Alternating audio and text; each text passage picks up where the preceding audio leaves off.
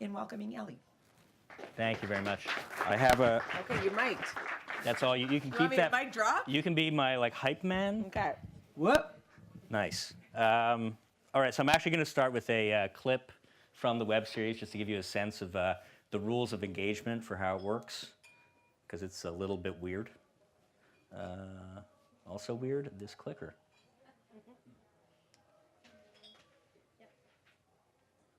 Oh. You're going. Am I going? Oh, I'm going.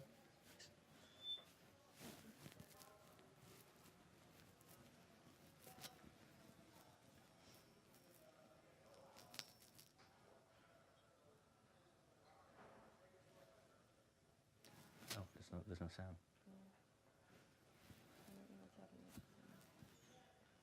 We're going to pause for station identification and identify the issue. This is one of those situations where like, just push it in a little further. Blow on it. Blow on it, take the cartridge out.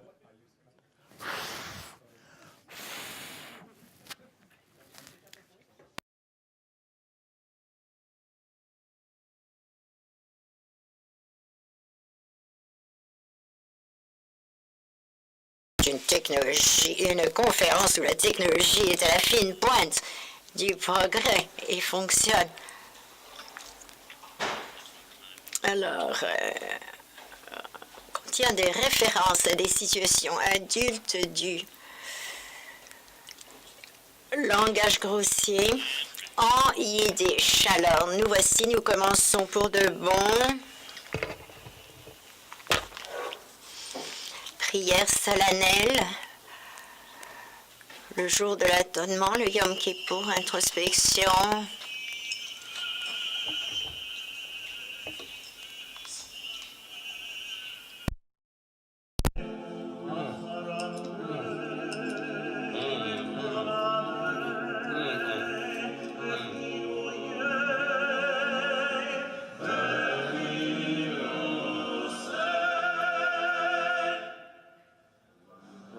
Das lass ich nicht glauben, du kannst essen nicht.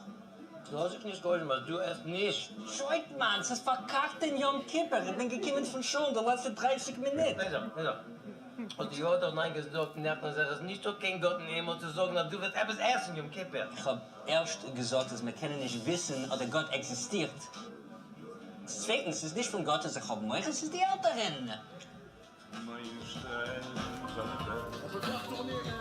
All right, so that gives you a little bit of a sense of things for how this web series works. Also, I wanted to end on La Banquise and start this morning off with poutine, which I thought was very authentic. Now we're going to roll out the poutine. Just kidding, unfortunately. Should have thought of that, actually. Sorry about that, guys. All right.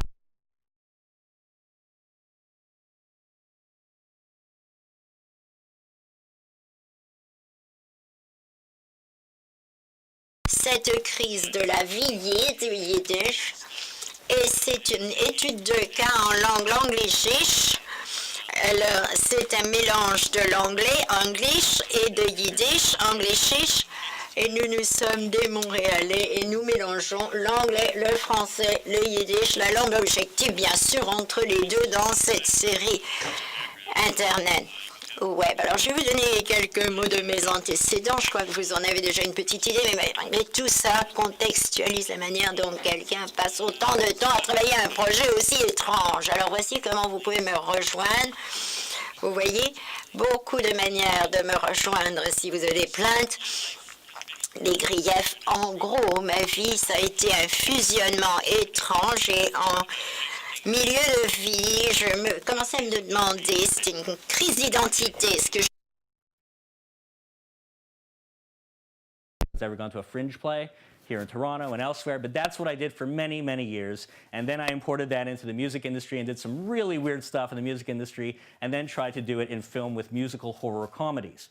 So I was down that path, but my analytical mind could not stop. And so I also, at the same time, got an MBA, and I worked for a variety of startups, and then also for some media companies here that are well known here in Canada.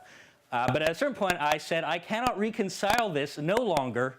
This is getting annoying. What should I do? And so I created my own little production company Emerge Enterprises Limited, to merge these two sites together. And the idea behind it is to do creative and clever stuff with really true and authentic creative, but at the same time having a strategic approach. And the reality is I'm certainly not the only one doing this. There are many people that are doing this, and I actually feel like to be competitive nowadays, it's not a luxury. You need to have both. You really do need to have both as a content creator to even get into the marketplace. Emerge is also about merging with other influencers, with other partners as well. And this entire project could not be possible if it were not for a certain beautiful man by the name of Jamie Ellman. He's really beautiful. He's nice to look at 9:15 in the morning. He's a very accomplished actor and musician and writer and director. And I encourage you, he's even on Wikipedia. So go wiki him right now, actually, for those of you that have your devices on. But this is basically the story about how this web series was not like a lot of other web series. It ended up taking us all over the world. And this is literally us on the beach in Tel Aviv. This is a true argument that we were actually having. That's not true, but that really was us in Tel Aviv. And we've been in multiple continents now over the course of the last year and a half as a result of this web series. And basically, I don't have too much time, but it is possible that you might find all this material very boring.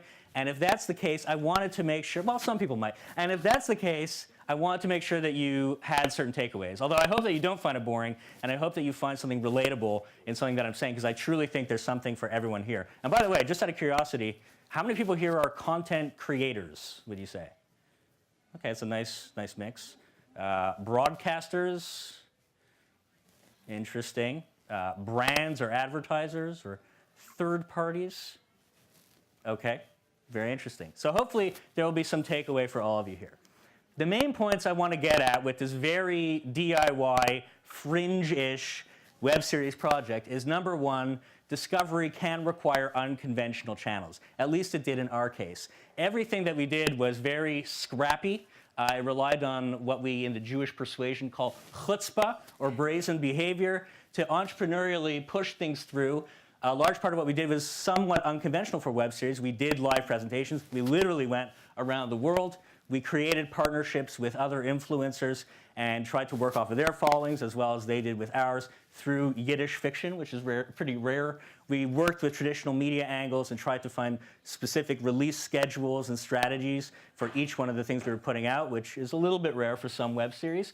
And in general, just had the approach of throwing everything against the wall and seeing what stuck. And I think if there's any success of this project, it can be attributed to having that esprit. Second of all, web series can be cultural brands. Now, I'll be quite honest with you, when we started, we did this for a bunch of reasons. Strategically, we wanted to create something that could be a television series or an OTT series, or build this into something with a proof of concept in and around characters and a story. But what ended up happening, which I'll show you later, is in doing this and building the promotions around that idea, we started to do all sorts of ancillary stuff that was different kinds of video or not necessarily video at all. And we ended up realizing what we were doing is building a name and a brand that can do a lot more than just be video or evolve into a television show or a larger digital series. That would be the crown jewel, but that would be the crown jewel within a larger circle of all sorts of content. So it really changed our thinking around that. The last thing is, don't be surprised by surprises, go with the flow. So, you know, sound will never work. Things basically generally don't work the way you want them to, and nothing about this series and the course we've been on the last year and a half was at all planned in any way. And if I can give us credit for anything, it's having a nimble mindset to see what was happening, particularly looking at analytics and getting anecdotal feedback, and then just acting on it, because we really didn't plan it. And I think that was particularly appropriate for this project. So, let's start off in a little pocket where I'm from, straight out of Côte Saint-Luc. I don't know if any of you are familiar with this. Hell yeah. But this is an interesting pocket in Montreal. It is one of the most dense Jewish pockets in the entire world. And that's true because it's on Wikipedia, so please also look that up. And this is both where Jamie and I were born and we grew up. And it really helped to solidify our identity because the thing about Côte Saint-Luc is we were Russian dolls of minority, okay? We were progressive artists as a minority in a traditional Jewish community, as a minority in the Anglophone pocket of Montreal, as a minority of the grander Quebecois French-Canadian society, as a minority of English-speaking Canada, as a minority of the world. Okay? So we knew a lot about the idea of being objective, and there's something about that minority perspective that gives you also a sense of comedy. But the thing is, growing up in this suburban wasteland, I'll call it a wasteland, we had a bit of a nostalgic desire to go back to our roots of the prior generations. And that area, which hopefully many of you are familiar with, is called the Mile End. And in the Mile End, you would have Schwartz's and St. Peter. Sorry for making you so hungry, by the way, at this hour, but I had to do it. So we have all this, and also it's an amazing cultural hodgepodge where you have extraordinarily progressive artists walking side by side with ultra-Orthodox Hasidic Jews. And it all just seems to work in this incredible way. So a big part of our motivation for YidLife Crisis was to nostalgically revisit this old time, this area where our parents and grandparents lived as immigrants when they came here. And the whole irony behind it was that they thought, we got to get the hell out of here and move to the suburbs. And then we were born and we said, we got to get the hell out of here and go right back to the Mile End. And of course, the grass is indeed always greener. And what's interesting is, oh yeah, please.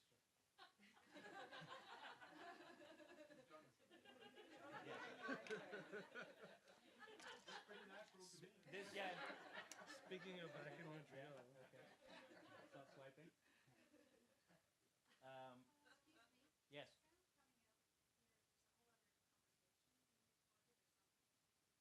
Oh, interesting. And also the map is being projected on your forehead. Oh, really? That's like a target to shoot at. Don't shoot at Côte St. Luc. It says St. Catherine. St. Catherine. Oh, really? That's cool. Well, I wasn't going to get a tattoo, but that's pretty cool. Projectable tattoos. So run with that. Right. So yes. So the idea was basically we want to go back to the Mile End and sort of revisit things like our grandparents had experienced them, particularly through the Yiddish language that they spoke, which was once, believe it or not, the third most spoken language in Montreal. That's how many Jewish immigrants had moved to Montreal at a certain time. Then they all moved here. So now, my life, I've told you before, has a bunch of different elements, but nothing here is really explicitly Jewish. And I got to say, after leaving Côte St. Luc, there was really nothing that I did that had really anything to do with the Jewish community at all. For Jamie, he's pretty much in the same situation, but he had a bit of a different trajectory because Jamie was actually Cody on Student Bodies on YTV. I don't know if you guys remember that, but he had many swooning fans, and that led him to move to Los Angeles, where he played roles on House MD and Mad Men and CSI and many, many different hairstyles. But really, the most important thing for him and for me was the fact that he had the chance to play alongside Larry David in Curb Your Enthusiasm in the Freak Book episode, which is like the coolest thing ever, because this man is our rabbi. And he represents for us a Jewish comedic legacy that we felt we weren't getting in the suburbs, but basically through the Yiddish language and the whole Jewish experience in Eastern Europe, there was a comedy that was developed that we think really pervades a lot of North American entertainment and stand-up. And we wanted to take that spirit and put it into the modern medium of YouTube.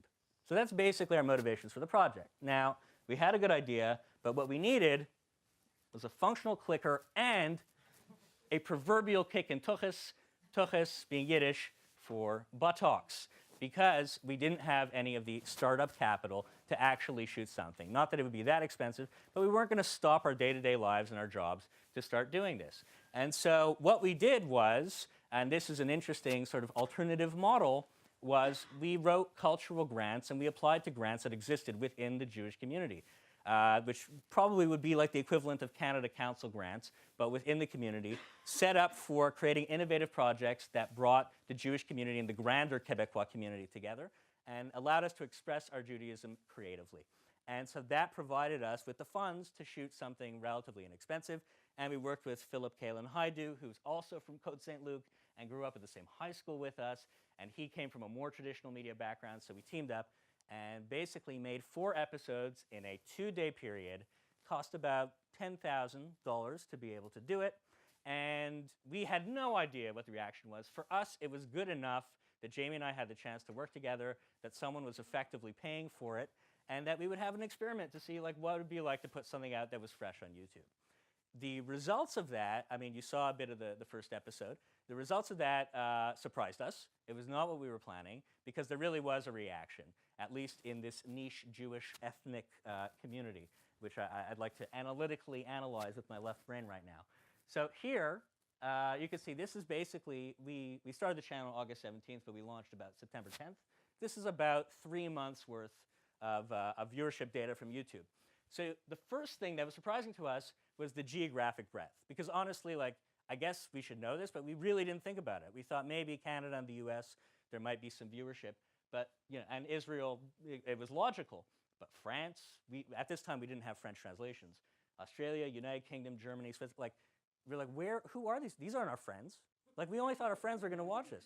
So who are these people? What kind of a joke is YouTube playing on us? And the other thing is, you know, we didn't expect, like, we got nearly, I mean, it's a longer tail you don't see here, but we got nearly 100,000 views in that period. And I thought maybe we'd get that in like 2 years. So already that was a good sign that we were onto something. The other thing that's interesting is also the demographics in terms of gender, because it was leaning much more male than female, which sort of could be understood. But this is the thing that really surprised us a lot, was the age demographic issues. And here I referenced the idea, there's an old Jewish joke about a king in a medieval kingdom who wants to find the best archer in the land, and he sends his henchmen out to go find him and bring him back. And after months of searching, they come back with a 97-year-old legally blind old Jewish man. And they ask him, I don't understand, how is it possible that you can be the best archer in the land? And he says, well, listen, first I shoot the arrow, then I paint the bullseye. For us, it was the same approach. We didn't know that it was going to be this demographic. But because it was this demographic, we ran with it, right? So look at this, 65 plus, this is like Zoomer Media types of numbers here, okay? From 45 and up was virtually 50% in Canada and the United States. And also in Israel, it was a little bit younger. But this is also very interesting, which we totally didn't expect. Germany and Switzerland, not only that they were watching it, but that it was all in the 25 to 34 bracket and not at all here. And to that, we attribute the fact that Yiddish is 80% German. And so actually, non-Jewish Germans can understand this show better than most Jews that live in North America because they get the German from it. So this is all just an exercise, again, in finding you have audiences you didn't even realize you had.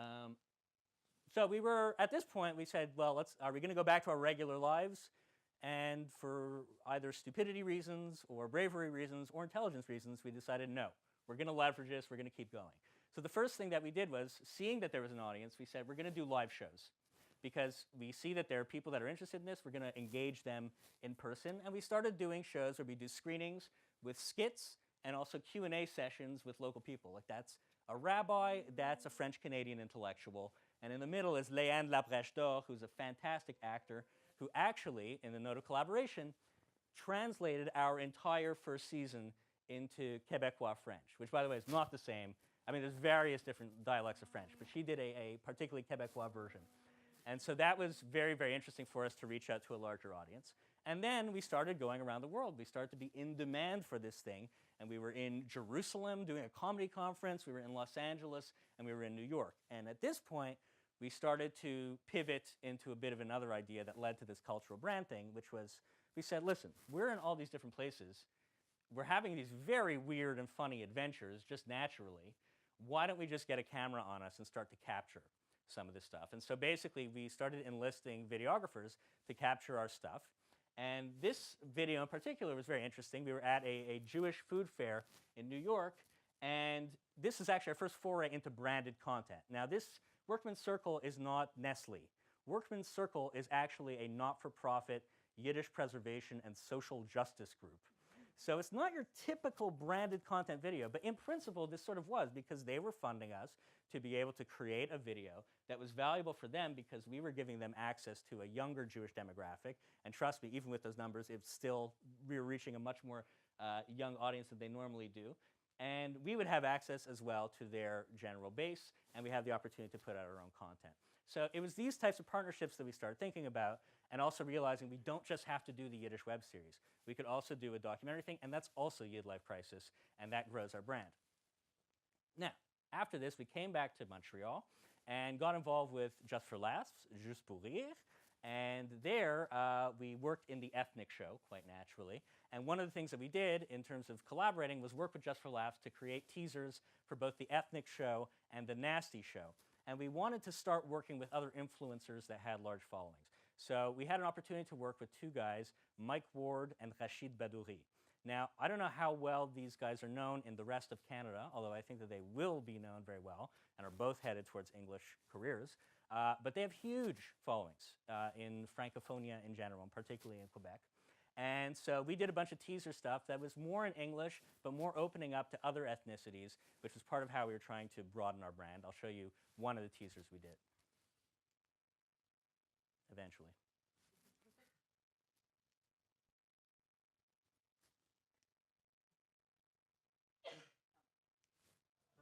There we go. Need to sneeze. Schmuck.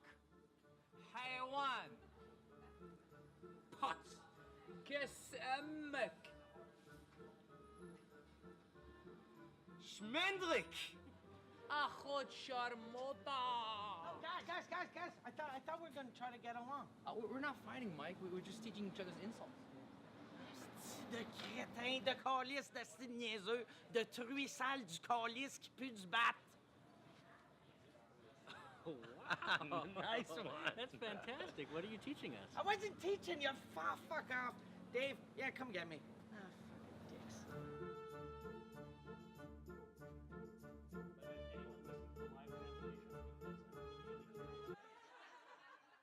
That is a real challenge.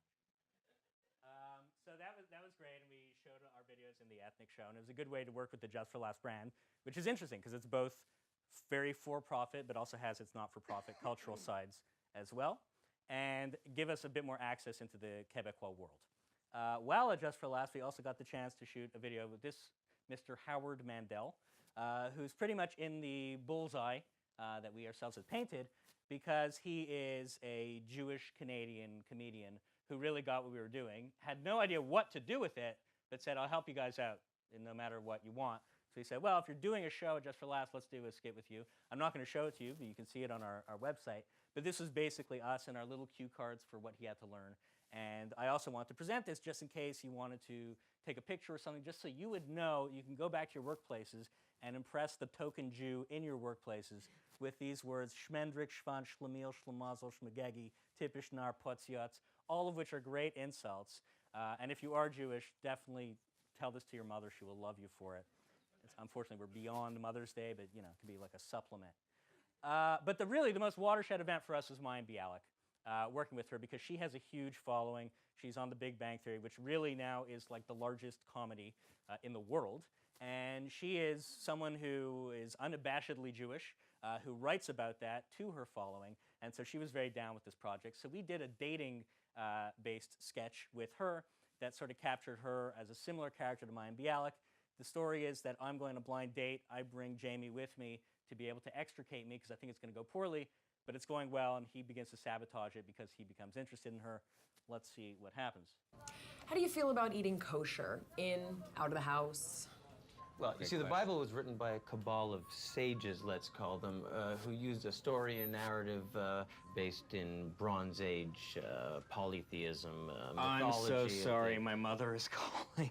I better get this. Hallo, Ma. Ja, du hältst mir nicht. Ja, ja. Sie sagst, was du kannst nicht leiden. Und sie sagst, was ich will. Also ich wette dir, geh weg, Mami. So sorry. My mother, too, I got it. Oh, yeah. Yo, Mami, entschuldig mir, aber ich will bleiben. Ihre Steitsigkeit ist erotisch. Sie ist nicht für dich, sie ist für mich. Ja, verschwind, Mami. Verstehe. Ich hab da von mir zwei Schmenderikes, was meinen, als ich red nicht kein Jiddisch und Pater in unserer Zeit.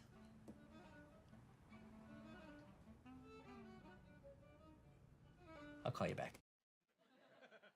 Okay, And this was also the beginning of us exploring a more organic use of the Yiddish, because we used it more absurdly. Like, no one would speak Yiddish in La Banquise in Montreal. No one would do that. But here we start to use Yiddish as the code language. And of course, here she's deciphering it because she herself can speak it, which we didn't realize. And going forward, this was the new rules of engagement. It was like retroactive continuity. We were creating rules about our web series as we were going along and improvising it that worked overall for the project. Now, the results of this one, boom, were the best thing that really happened to us as far as visibility and following. She used to write for a Jewish parenting blog called Kveller, which has a very large following, and they picked up on this story, and we got almost 30,000 shares off of this particular story, and it was a very popular article, and a lot of the Jewish press did cover it, particularly because we decided the strategy was, let's not, there's a lot of, around Jewish holidays, there's a lot of Jewish content and like bad satire videos. We said, let's target non-Jewish holidays and provide something for the Jewish community at that time when there's a gap of content. And I think that that strategy paid off. So what ended up happening, going back to the YouTube stuff, and this is basically our stats up until a couple days ago, a few things. One, I think her following is more female-centric, and I think that it played such a large role that it ended up balancing the genders a bit. Two, you see that now we finally broke into the US in our small little way. These are small numbers in the grander scheme of YouTube, but we had a lot more US viewership from this point. Some of these things shifted as well. But what's also interesting is the earlier demographic trends I was saying were only reinforced. As a matter of fact, 23% of the Americans that watched it, in terms of the viewership minutes, were 65 plus people. So that's a very interesting fan club. But we're down with it. We're down with it. So it definitely changed the way that our fan base was made up, and now we're sort of improvising with that particular fan base. The other thing that we did with our second season was that we tried to, along the lines of trying to build something more into a show, like the original idea, was to try to improve the production values as well, which was more expensive, still relatively quite cheap compared to most things in the system, but more expensive and required more scenes, more character development as well. So this is me. He's trying to coax me into smoking a joint on Rosh Hashanah. This is a circumcision scene. So we're trying to build, like, not just two-man dialogues anymore, but a true development of what we're doing. These are reactions to a live circumcision. You can see I'm eating. True story. Some romantic interests as well, starting to build in. And so now, we develop more confidence. So we want to build more characters, and we have the platform for doing it. More Montreal-centric views, slightly more filmic views as well. Going around Montreal, showing Chinatown, for example. And this was actually shot at Dawson College. Not sure if there's any alumni here, but this was the last thing that we did, which was actually a Passover episode, and we shot it probably like 3 or 4 weeks ago and released it a couple weeks ago. And that basically takes us to the present day. I know I'm probably running out of time-ish around now, but basically it's been a wild ride for about 18 months now, ever since we launched. And we've gone to a lot of different places, probably about 15 different cities, doing our show and filming stuff as well. And it's been, it's been really refreshing on a personal and professional level. That having been said, there's the continuous voice in my head from the nagging Jewish mother that says, "Nu, what are you doing now?" So, that being the case, I thought I would share that with you as far as what the future could consist of. And to do that, explain it in sort of a more strategic way. I concocted very poor slides. I'm not a designer. But basically, the original idea, like I was saying, was, okay, we're going to build a web series concept. We're going to use social media and possibly some earned media as an opportunity to build an audience. And then what we need to do to take it to the next level is get to the decision makers that can trigger the funding of the next level and any other distribution decisions by showing them that the web series works as a concept and that there is the audience naturally there for it. And what we ended up doing with all the different things and all these weird fringy strategies that we had was building a much wider audience base and approach, so that now what we really want to do is all this stuff. And really, it's a lot more about being a brand than it is about just hoping for that TV show, because we realize there's certain things that we were doing on our own entrepreneurially that can go their own way. For example, we're working on a book right now. We have a literary agent and are working on a book. The live touring, we are expanding. We're going into merchandising, like Mel Brooks says in Spaceballs. Co-branded video sub-series. We've already started with that, and now we're also looking into for-profit brands with that as well. So the TV show is definitely the crown jewel, but it's not everything. And that also means that we're not as reliant on we're reliant on different people in all these different media opportunities, but it's not always the same people. And when it comes to actually broadcasting out to our audience, we're not really reliant on a traditional broadcaster in any way, shape, or form, which I find very interesting. Now, part of the reason why we did this was through earned media that gave us this opportunity to reach out to a larger audience. And you'll see there's obviously a lot of Jewish sources here. You'll see some Hebrew and Yiddish here, but you'll also see some recognizable Canadian ones as well. And I would say a large part of how we were able to do this in a super low budget way was being very strategic about the release strategies and creating events out of things. Most web series, I don't think, have live shows. And the beauty of the live shows was that's an event. That's a story, and that's a coverable event, and we got a lot of press out of that. And the beauty of the internet now is if you get local press, it's not local anymore, because then we run with it, and then we put it out, and then they're reading it in South Africa. So that's one of the ways in which we're able to build this audience. Another way was actually taking part in traditional media. So we actually do a monthly column in the Canadian Jewish News. We said, why don't we work with them? We worked out a partnership. We'll write some stuff for them. They'll have access to our audience, and we'll have access to their audience as well. And it's worked out very well for the time being, and we're going to keep doing it. And I've also written in nonprofit blogs as well and educational blogs as well, because the thing about YidLife Crisis is it's somewhere in this nebulous world between for-profit and not-for-profit, cultural and educational. The other thing that we've been doing is also going into more pictorial content. So we realized that there's a lot of engagement that can happen even outside of videos.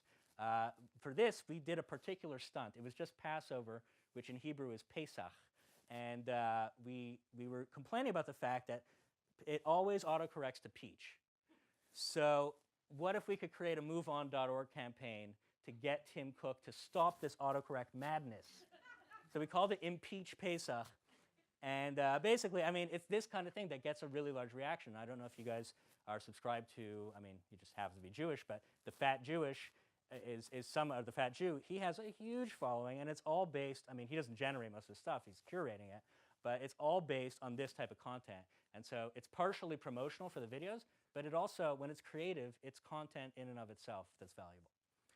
In the grander entrepreneurial scheme, what I dream about is the possibility to take something like a YidLife Crisis as one type of cultural brand and a following that's built off of that, let's say on YouTube, for example, and then try to replicate that in a bunch of different other areas as well. So there's a project I'm working on called Dealers, which is about car dealers and car dealerships and other forms of dealers as well.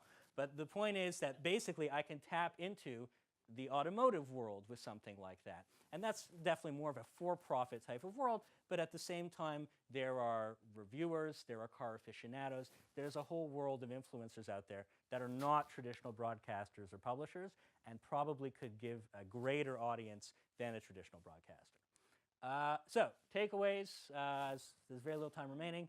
For the content creators and the producers in the audience, every project is different, and this is just me, but I've worked on a lot of different projects, and the more fringy you can be with it, the more entrepreneurial, the more you can literally and figuratively own it, I think the better. The more heart you put into it and effort you put into it, the better. And I also think specifically this project would not really have been able to do what it did without our personal presence. It was very important. Jamie he has a certain cachet for himself. I don't. But it was very important that we had our own personal presence to go out and literally go to these places and meet people. And I think that whole personal, literally physical handshake side was very important to have digital success. For the broadcasters, the system overall, I think the message that I'm getting across is just that there's a certain unconventionality to modern broadcasting. I'm sure this has been discussed for the last 5 or 10 years at conferences like this, so this is nothing new. I think that as Canadians, we should be very proud of the fact that we have programs like the IPF and StoryHive and what the CMF has done for digital, which is very competitive, certainly for North America, where America really does not have the equivalent. But at the same time, also recognize that the meaning of broadcasting is changing. I think in our case, we're like a mini broadcaster, because the second that we hit publish it goes out to, I mean, we have a small-ish, we have about 10,000 subscribers now. It's, you know, but the extended reach of all that can end up being quite large. And the second that we hit publish, it's going to all those international places immediately. And so the audience is less about the actual national boundaries of Canada, and it's more about the particular niche that we're getting into, and even drilling down within that niche so that it goes there. So broadcasting is changing. And the other thing I want to point out is you take a Ford, or you take even an individual like mine, she has 1.5 million Instagram followers, okay? Ford, just as an example, they're probably not even the best of this, have 3.4 million Facebook likes. I'm willing to bet that these followings are larger, certainly from a digital side, than most Canadian broadcasters and possibly some American ones. So this changes the game. And this is the type of thing that needs to be accounted for. And particularly as far as calling things the system or not, we were very fringy. I think that there could be a role for fringy things more in the traditional Canadian system, especially because we were creating pure Canadian content and exporting it internationally, but it was not a traditional system project. Lastly, I'm going to leave you with a Yiddish aphorism. It's called Der Mensch tracht und Gott lacht. Man plans and God laughs. It's been the common theme here. We didn't plan on any of this, but we were nimble, we went with it, and I would recommend you guys do the same. And in closing, in honor of your baseball season, which unfortunately we no longer have baseball, we came in from left field, but we improvised, and now we get to stay on the field, and we will continue to play ball on the field, mostly against Americans. Yanks, if you will. So that's basically it. Thank you very, very much for your time. Oh, and I already went through all the contact information and lost it. So you'll just have to find it, but look for YidLife Crisis online, certainly the YouTube page, but also look on Facebook and Instagram and Twitter as we're trying to do other content as well. And I believe my information is up. You can find me all around the world. But thank you very, very much. I don't know how we're doing on time, so. Terrible? Okay. So then.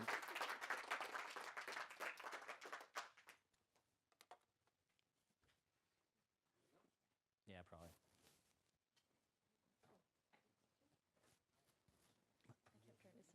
Oh, sorry.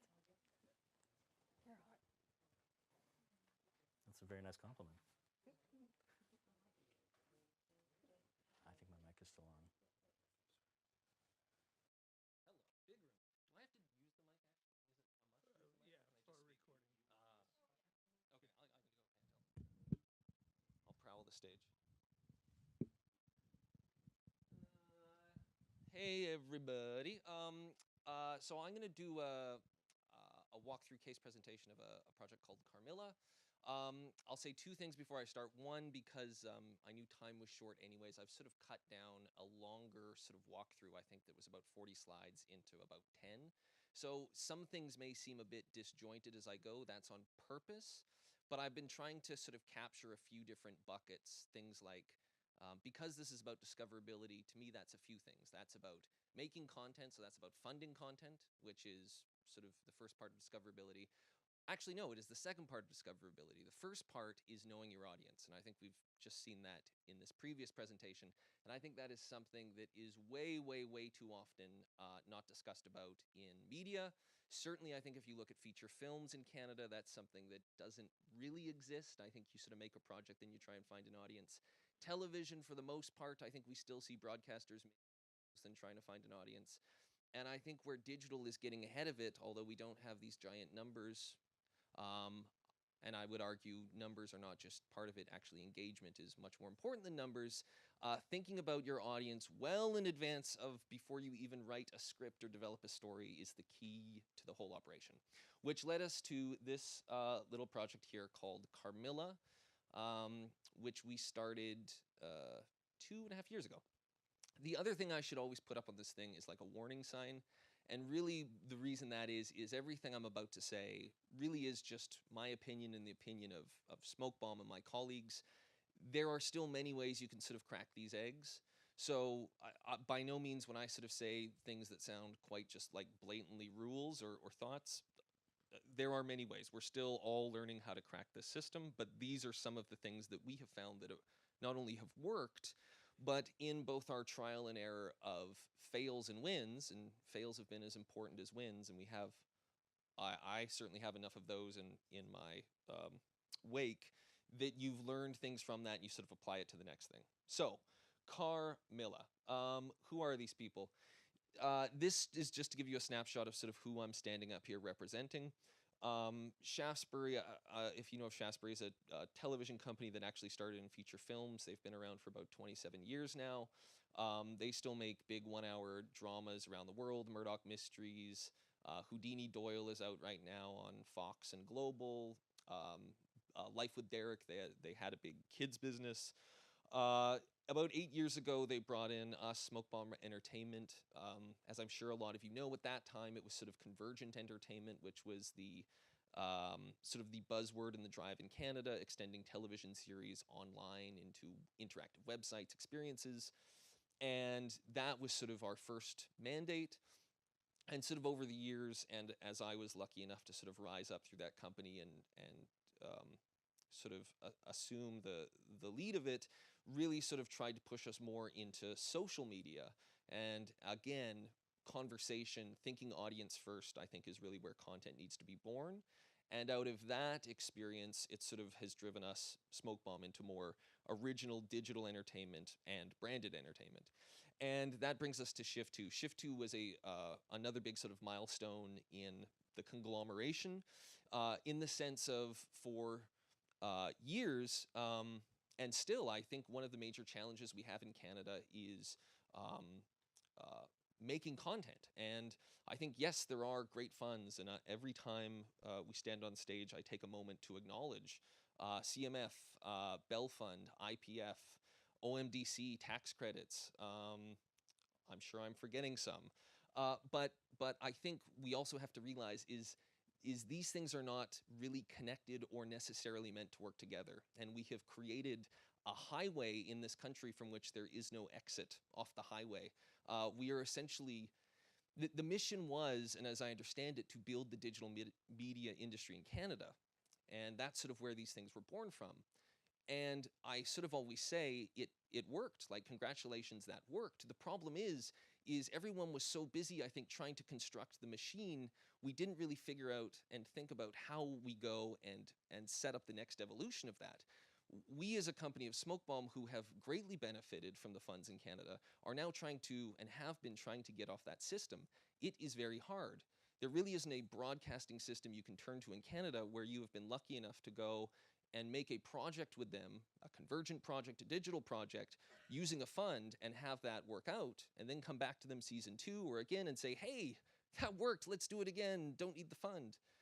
That conversation has never happened, and I don't really think is set up to happen. So that sent us off working with Shift 2 to turn to brands.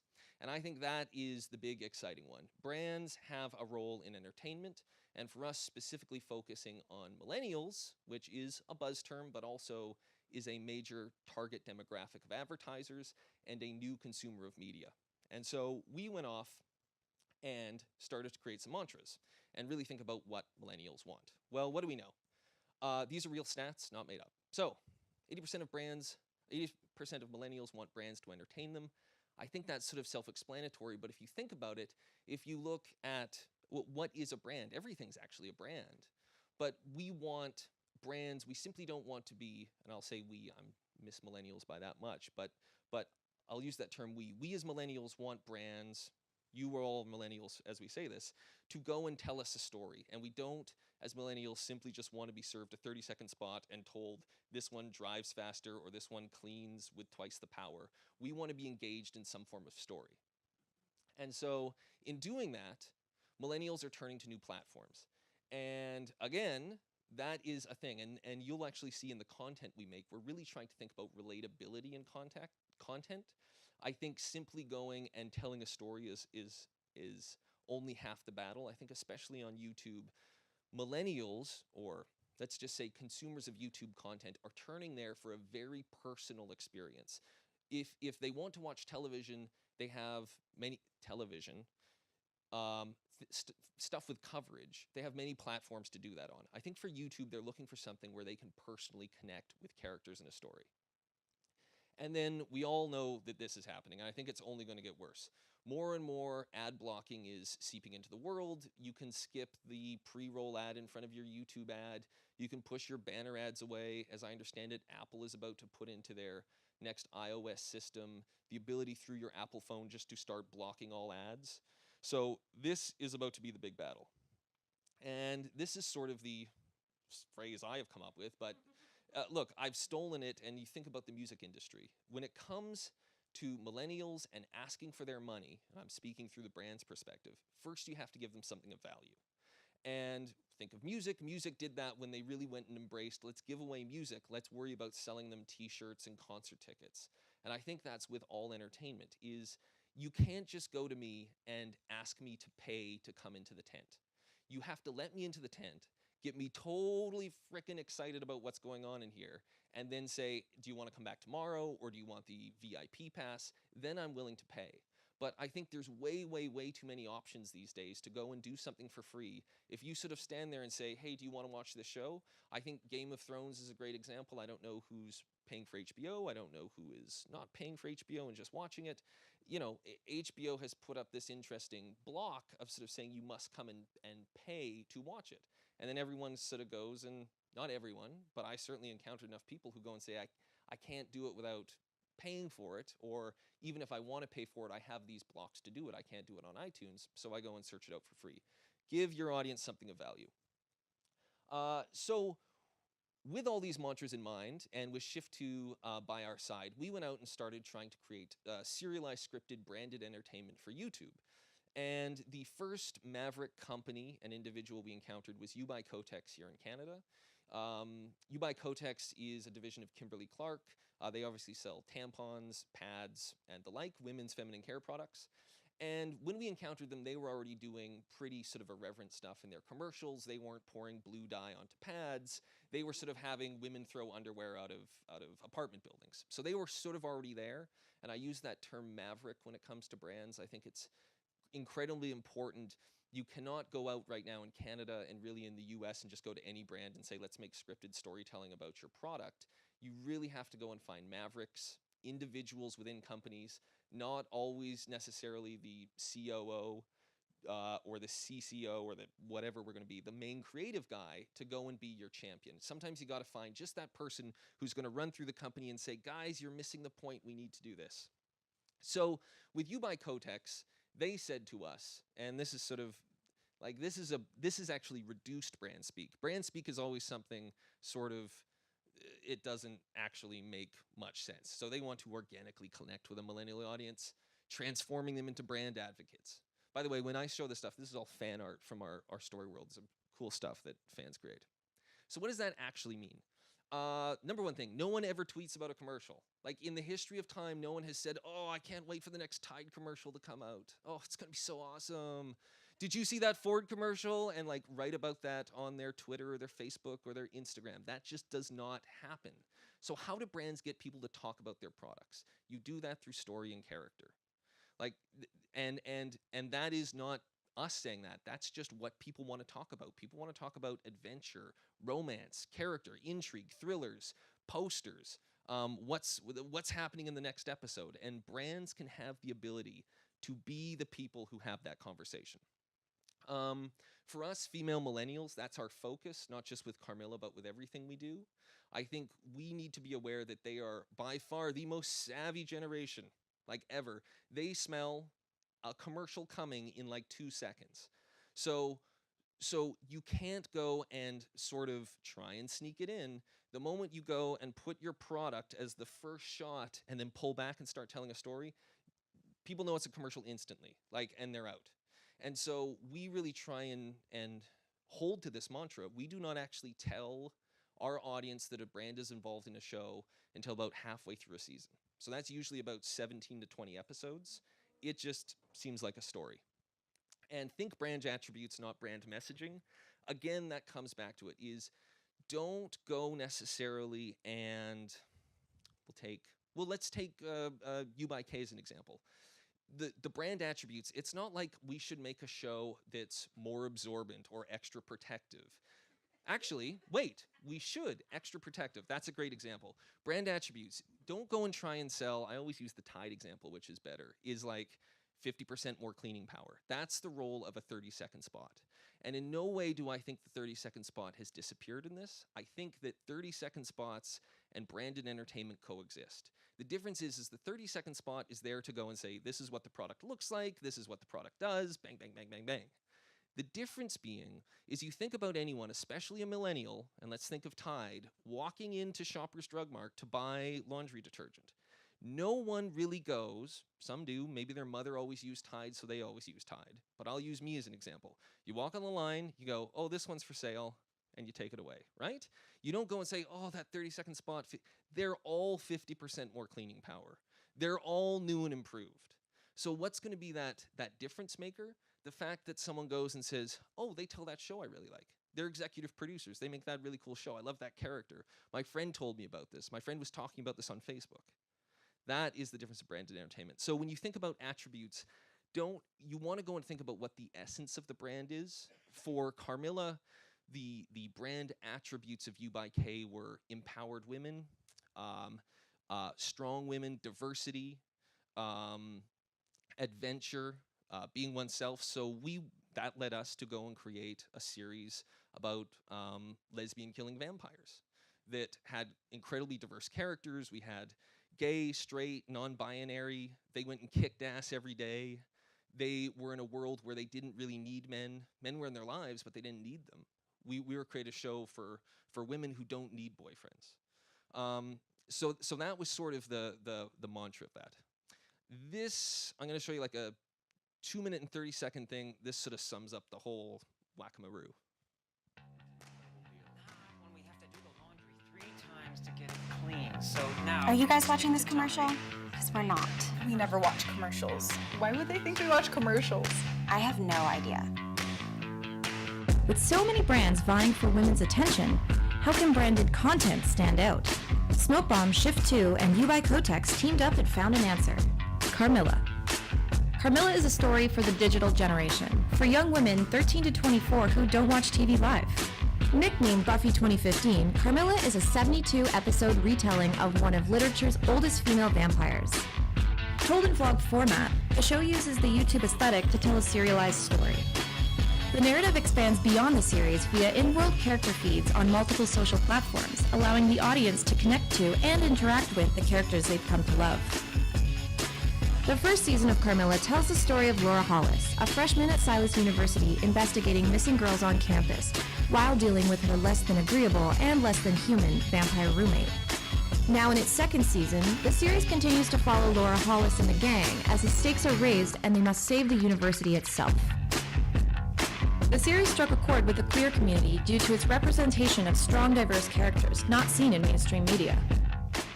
I think that it's been a really inspiring show for the LGBT community, including myself. It's comforting to see these characters who, don't have to label their identities. The first show that I've seen that has like lesbian characters, that it's not all about them being gay and coming out.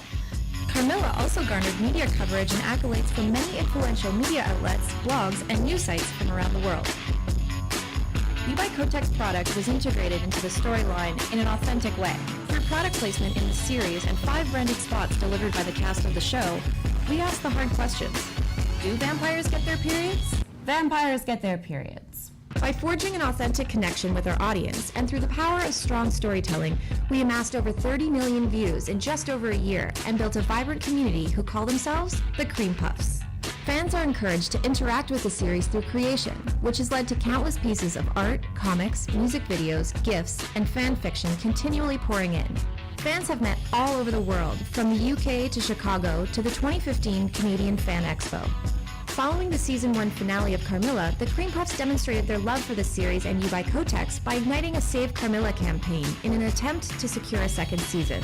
With zero paid media, Save Carmilla was tweeted 11.6 times per minute and generated 7.7 million timeline deliveries in less than 24 hours. With the second season of Carmilla coming to a close, we're excited to see what the Cream Puffs will do next. With an overwhelming amount of audience interaction and engagement with U by Kotex, Carmilla has demonstrated the power of branded storytelling. forgot to mention, I think, and that was the thing, we told the audience in season 1 of Carmilla at episode 17 that You by Kotex was the brand sponsor behind it. And instead of that natural sort of thing of, oh, it's commercial, and I can point to an exact example of us doing that with season 2 of a show with Tetley Tea and Mislabeled, where they started putting the boxes in. The audience conversation turned to, oh, you're trying to sell me something, and we lost the audience. In this case, once we'd hooked the audience into what it was, they then turned to Kotex and started rallying them for season 2. And Kotex, up to that point, I swear to God, when it put out something on Instagram, it got like 3 hearts, 3 likes. Like, it was just putting out classic Google photos of like, this is what's in my purse, and that's what engaged them. Once they had Carmilla, once they had a story engine and characters to engage that audience, they were getting thousands, sometimes tens of thousands of likes, comments, pieces of engagement across their social platforms, because now they actually had a story to use. They actually had something that people could give a crap about beyond an inanimate box. So some of the rules: know your audience, be authentic, think 2,000, not 2 million. That's a big one for me. I think out of the gate, think about the 2,000 people you're going to make a show for in the world. I think the natural sort of instinct is we get a lot of people, and we do it ourselves at times, to say, you know, we're going to make it's Broad City meets Girls. It's for 18 to 49-year-old women who like comedy. That, in the YouTube world where there are hundreds of millions of minutes of content uploaded every day, or in the billion channel universe, means nothing to nobody. I'll use the example I always like to say: if I was going to tell this room that I'm going to make a show about fashion, I think all of you might be just a bit lukewarm about that whole idea in general. It's like, okay, well, that means something to each one of you individually. If I said I was going to make a show about yellow high heel shoes, I promise you, 9 out of 10 of you would say that's not for me, but 1 out of 10 of you would go, holy crap, I can't wait to see it. And that's always where we want to start with a show, is a very laser focused, dedicated fandom who's going to be a champion of something. If you start at 2,000, it will turn into 2 million. Those numbers are out of date with Carmilla. We're at 43 million and climbing. And again, we went and identified sort of some groups that existed, social media groups. We had targeted, I think, about 5,000 hardcore fans when we started Carmilla. And for the first 17 episodes, actually, we averaged about 3,000 views an episode. And now a lot of our episodes have like 1-point-something million views, because we started like this and let it grow, as opposed to trying to start like this. Keep brand out of the story world, put it around it.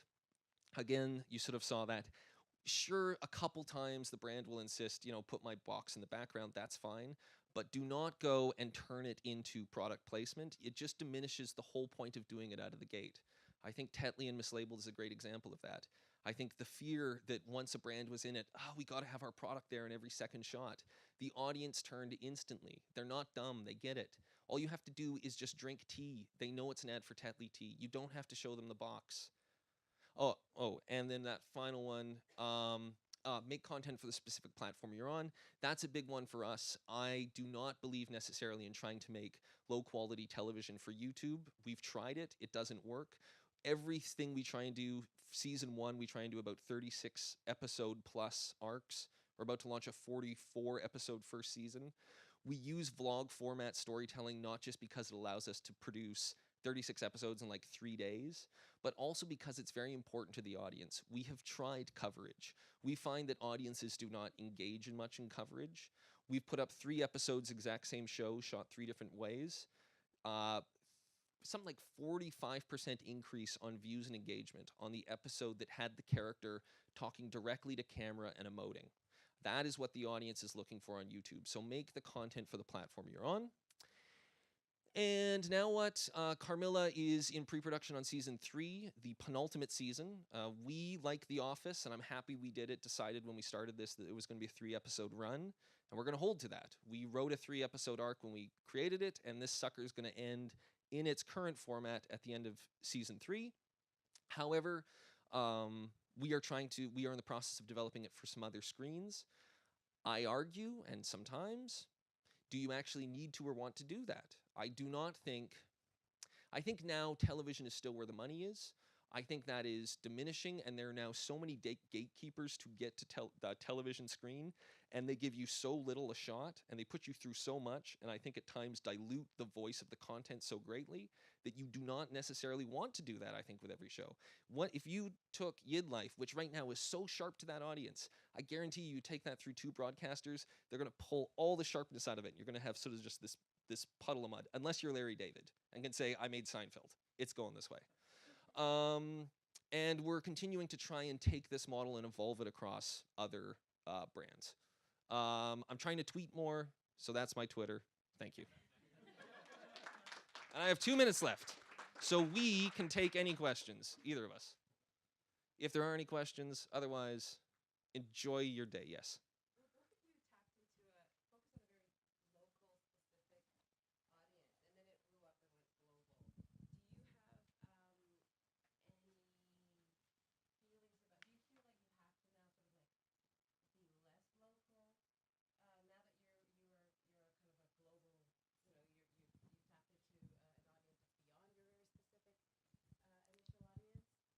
Local as in Canadian, or local as in Lasercast audience focus?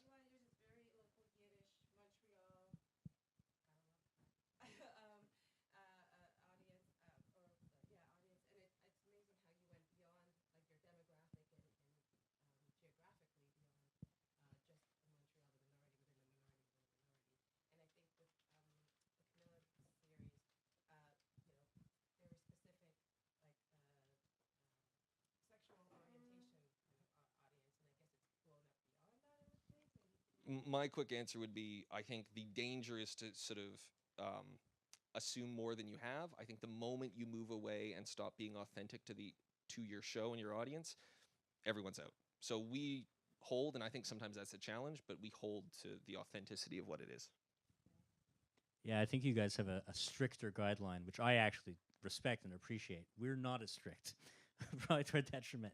But in some ways, we found that what we try to do is we balance the inside jokes for the Montreal community. It's like, again, it's Russian dolls. The bullseye is someone that like grew up in Côte St. Luc, and we made the show for the 2K, the 2,000 people, and it's those people. But at the same time, there are other aspects that we think could be more universal, and sometimes we will take Montreal-specific references out, or not make it the majority of what we're talking about, because we realize now there's more of an American audience, or now there's more of a global audience, and so we try to think about those audiences as well.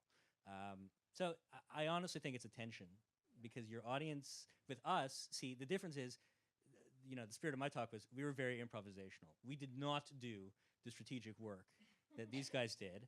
And I think it works with that particular approach for our particular project. But this is much more crafted, and I'll just say much more intelligent in the way that it's done, because it was meant for a particular audience. And so those guidelines were there in advance. For us, they're more fluid. And to be fair, I think, again, in the wake of it, I've done my YidLife. This took doing that to understand. You just start to figure out, it's like baking a cake 6 times without a recipe, and you start to learn, oh, way too much flour, so you had less flour next. It's been an evolution for us, and I think it's an evolution for you, and you're ahead. And I think making these talks, you're hoping, I am trying to, I think, get the industry, and again, it's just my belief, but I think I see, and I think I say this with great respect to things like the IPF, we continue, I think, to be making somewhat sort of the same mistakes of we're just making all this different content.